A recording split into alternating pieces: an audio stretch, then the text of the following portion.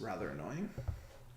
All right, we are back up and running here again. Our apologies. Our streaming program actually crashed there a moment ago, so that's the reason that we've had to come back the way we are right now. And we'll have our first streamer back up and running here right about now in the form of Michael Dimitrov, who's still running in 4th place right now, notably with a 3-second time penalty, as does Darcy Ford ahead of him in 3rd. Mason Pope still there in 2nd. Corbin McCauley remains your race leader. As again, we're gonna work hard to get our other streams fired up real quick. If you missed it earlier, a little bit of a technical / timing snafu on my part here has caused us to not get in from the official spectator mode side of things. But again, we're trying something a little bit different to try and make things work, to at least still make it somewhat presentable here tonight. So we are going to get everything up and running here. Now we'll in fact move over to Jason Butler's stream to show that one works. And then we will hop over to Colby Luca's stream, as we've got a caution here, or briefly we did anyway. As Butler's finally going to pit here on lap 17. And I may have a little bit of inside knowledge on what the plan is. And I mean, the fact that he went long here, Reeves, I think it's pretty easy to figure out which tire he's going with right about now. I think that old red stripe's going on. But it looks like he's going to serve those 8 seconds of penalty time, or at least part of it anyway. Perfect job from you and the crew there, mate. We're delighted with that. 2.2 on the stop, so neat and tidy at least.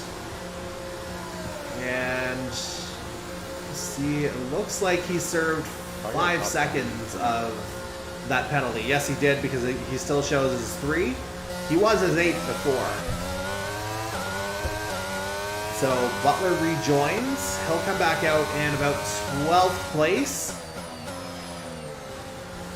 As it looks like Ivan Reynolds has just kind of surged ahead of him as Butler made his way out of pit lane. We'll cut back here to Colby Luca now as he tries to track down Michael Dimitrov for 4th. And again, a reminder, Dimitrov with the 3-second penalty. So Luca, he's got to find a way to make up just 6 seconds here over the next 8 or 9 laps. And we've seen him be fast. Go ahead. Yeah, based on how the race has gone here, yes. Luca did have that. He was in 3rd place. Unfortunately, had that spin very early on, but then he was making up positions through the laps a little bit quietly. We weren't really noticing that a whole lot, I believe. But yeah, he's back up to 5th place here, and yeah, he has the opportunity to possibly steal a 4th place finish if he's able to catch up on some time penalties here. And again, Luca hasn't had the great, like we've said before, Luca hasn't had the greatest luck in the past 2 races, so getting a good finish right there would definitely be able to keep him up in the points. Indeed so, as we are going to flip over to, again... Caution? What was that? There was a caution there for a bit, but we're all good now. I mean, we haven't had a caution all race, and just kind of we're just waiting to see if there's something that's going to blow up eventually. Yeah, we've just had the one. A colleague would not want that. Yeah, we've had the one disqualification so far. The other 14 are still on track. So that's kind of how this has worked here tonight, as we're watching things from Michael Dimitrov's perspective, as he comes through Stowe and into the final couple corners to complete lap 19. So it'll be 7 laps remaining at the line. And again, it's Corbin McCauley still in the lead of tonight's British Grand Prix right now. And, 6.5 laps away from trying to fulfill that premonition that you were talking about earlier, Riggs, about how, he was thinking tonight might be a pretty good night. Yes, after everything that happened in Canada, he is for sure thinking that this time around he is just praying to the Lord, though, that there's nothing that comes in his way, a safety car, more time penalties, anything like that. But based on the leaderboard, though, it looks like he's definitely a far distance ahead of fastest lap driver now, Mason Pope. He and Macaulay have been swapping back and forth on that throughout the race. But yeah, again, we've got 7 laps remaining here. Macaulay will definitely be getting to 6 here eventually. And yeah, again, with 2 poles through 5 races, you can hope that you can only hope that he'll have an opportunity. And there's boy. that, and it's Jason Butler who's out. Are you serious? Are you kidding me? And there is the disconsolate 519 Racing driver making his way back out, and it's a full safety car as a result. Dan Cudmore, you need to fire me right on the spot right now. I can't talk anymore. Oh my goodness. The flip side of this is, with Butler being one of the guys that we're watching, we might be able to actually see some lead battles here at the end. We may be able to make this work. I'm an idiot.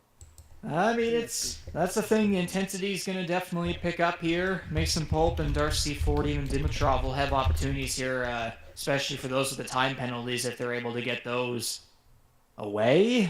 But again, Macaulay still has that fast car. Okay, so it's going to be quite challenging for him. Well, let's get into pit lane here as Dimitrov's making his way out. It looks like we're going to have en masse people moving to softs for effectively probably a 3-lap sprint toward the end here. It's how this is going to work out. So Dimitrov's back on track. Colby Luca making his way back out.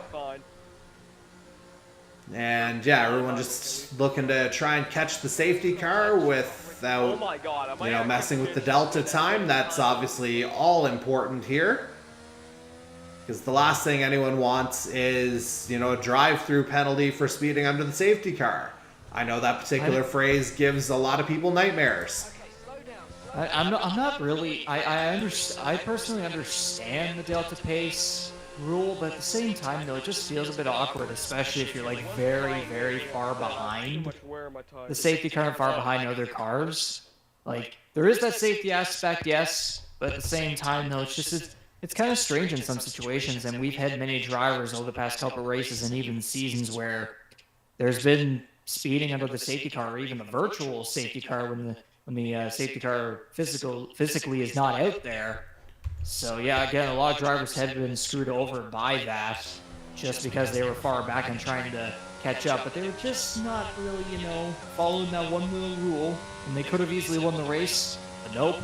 So hopefully no one's going to get screwed over by that this time around. I'm sure Macaulay is definitely not wanting that to happen. I know he sped under the virtual safety car. It was either, I think it might have been Canada or some other race, but it definitely did happen with him. Hopefully it's not going to happen with him this time around, and I am praying that I don't jinx anything again. And as you can see on the feed, we've actually got a visual of the leader right now, Corbin Macaulay, on account of, again, the unfortunate retirement of Jason Butler. Again, we happen to be following his stream anyway, but he was gracious enough to go back into spectator mode so we could see, a battle from the lead perspective for the last couple laps here. So again, we are very grateful to one of our day ones here for allowing us this angle that, we wouldn't have gotten otherwise. Again, because of my little blunder to start the evening. And we'll just have to see if... I haven't seen any indication of safety car coming in. Again, usually it's about a 3-lap window here, and we're on lap 22. Although in saying that, if the field is bunched up, it's possible the safety car could come in this lap, but I feel like it'll be one more. But again, we'll have to kind of wait and see here. We should find out shortly. So it looks like it's Macaulay in the lead, Andy Hurdle there in second, although it is worth noting he's on medium tires. And he could be a little bit susceptible here to attacks from the likes of Darcy Ford, Michael Dimitrov, Mason Pope, who we saw get off the line pretty well to start the race, and even Colby Luca once the field gets fully bunched up. As again, we've got the official spectator view going there, or at least we did. Still no sign of the car going in, so probably gonna might be a 3-lap shootout that we're gonna get. I would say in all likelihood that's what we're looking at, yeah. As normally that indicator would have been up by now, and there he passes pit lane, there's the confirmation. One more lap in all likelihood of safety car activity here.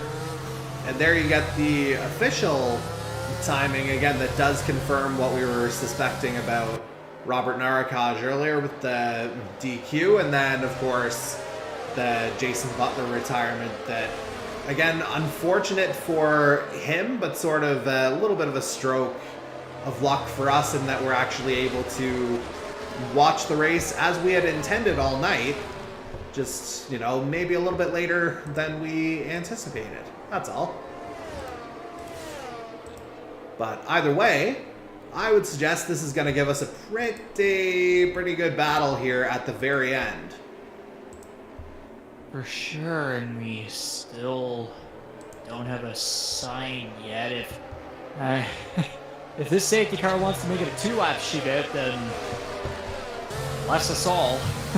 Yeah, I would suggest, it's usually about the middle of the lap that it comes up, so I wouldn't be surprised if it's, you know, probably relatively soon here that we find out. And again, usually it's a 3-lap thing. The only question would be whether or not Roman Furci and Mike Nickens would be allowed to go through at the back end as back markers. But again, we'll have to sort of wait and see on that.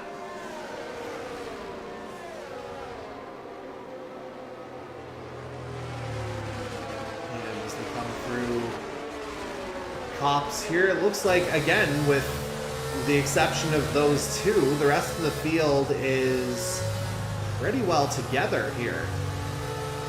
So we might still get that notice yet of safety car in this lap, just hasn't showed up as of yet. There it is. It's coming in. Okay, and you know, there it is, as you mentioned. So I think you might be a couple seconds ahead of me here, but you know what that'll mean, Reegs? 3 laps to go whenever they hit the line. What comes back the 3rd lap after a safety car? That would be DRS, of course. Oh yes, and that plus the overtaking as well, and it looks like they're going to be off in the way. Macaulay looks like he'll be getting a good start here, and yes. Is he on hard tires though?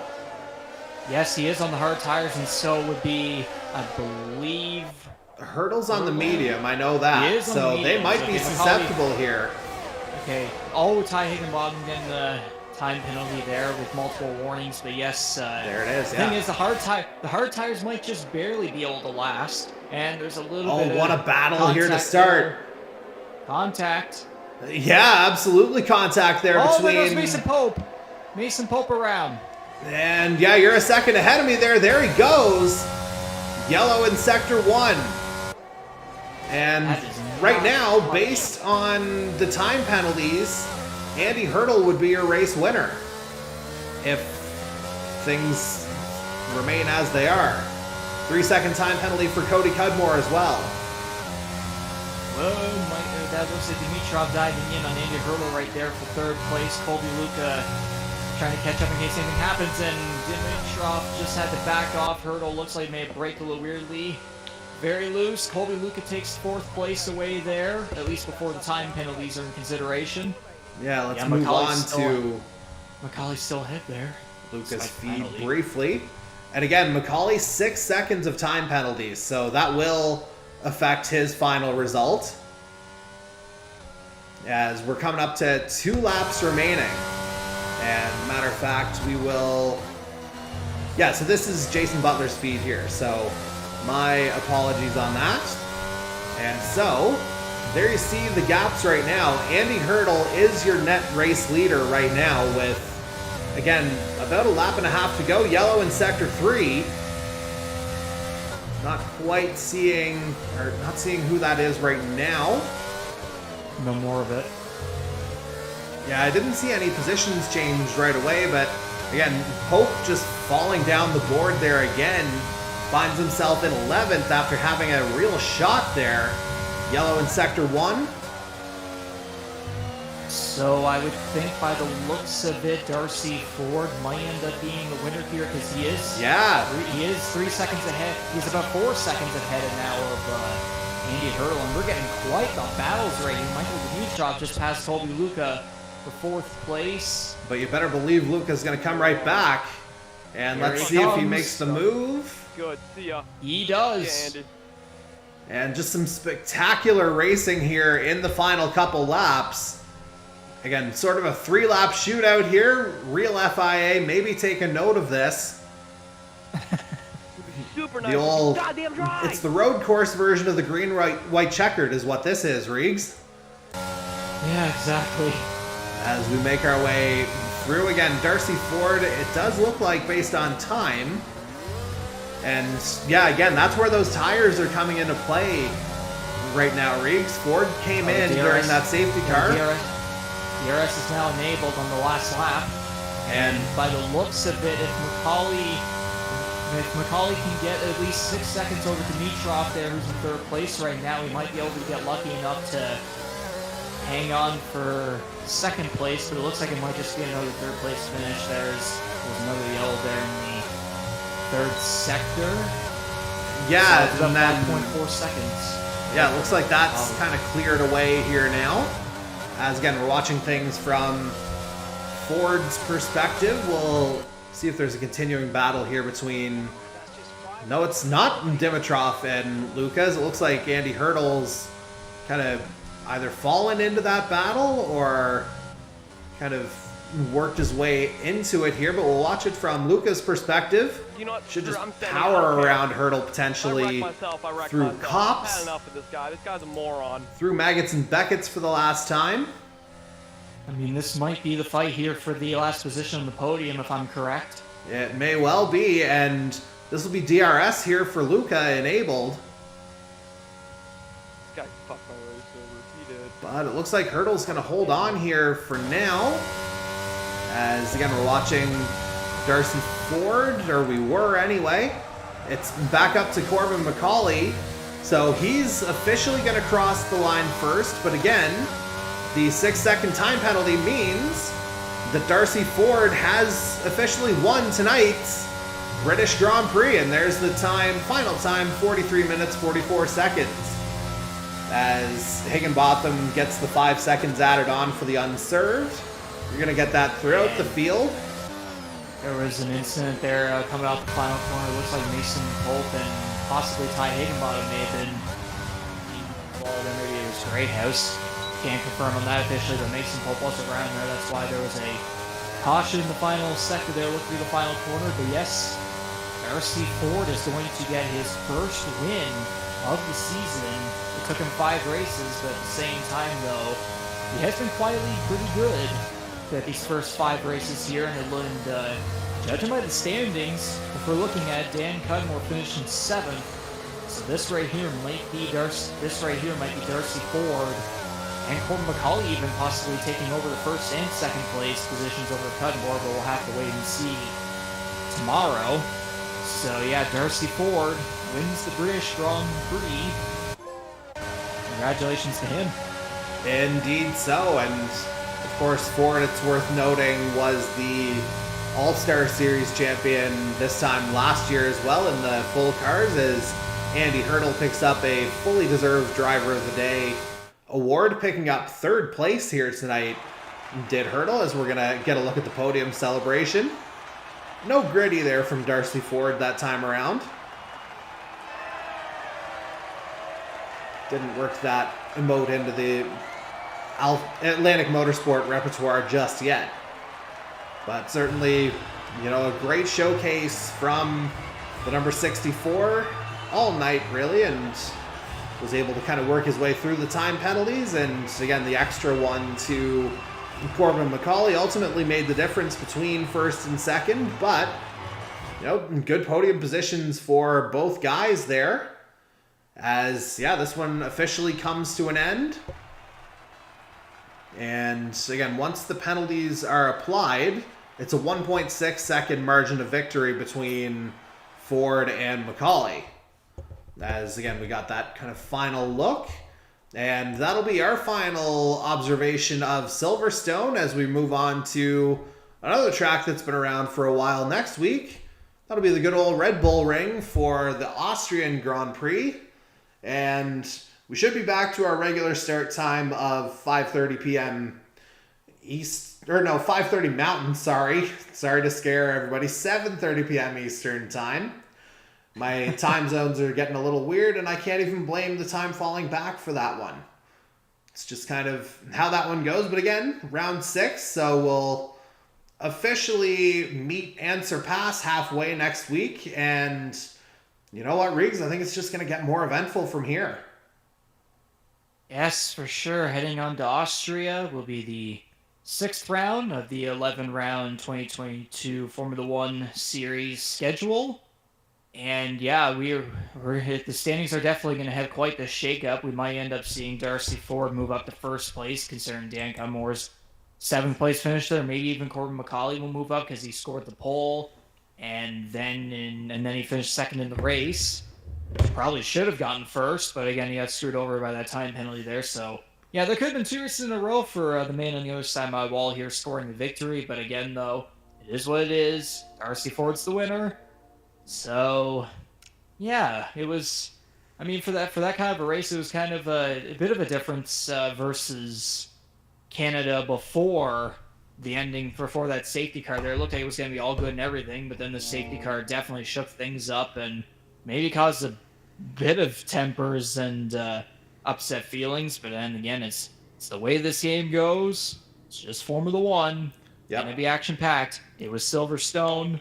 And that's just the way it is with the British Grand Prix. So, a bit of an action-packed ending there, that's for sure. Yeah, and as the train blows a horn behind me here, our train's going to keep rolling here on to Austria next week, but it's going to make a stop for the end of our broadcast here tonight. So, for the entire Canadian E-Motorsports Network team, series founder Dan Cudmore, color commentator Regan McCauley, and special shout out, of course, to Jason Butler for being sort of an unwitting cameraman at the very end of tonight's race. My name's Jordy Carrer. I hope you've enjoyed what we were able to put together of tonight's British Grand Prix at least, and we will see you in Austria in a week's time. Peace.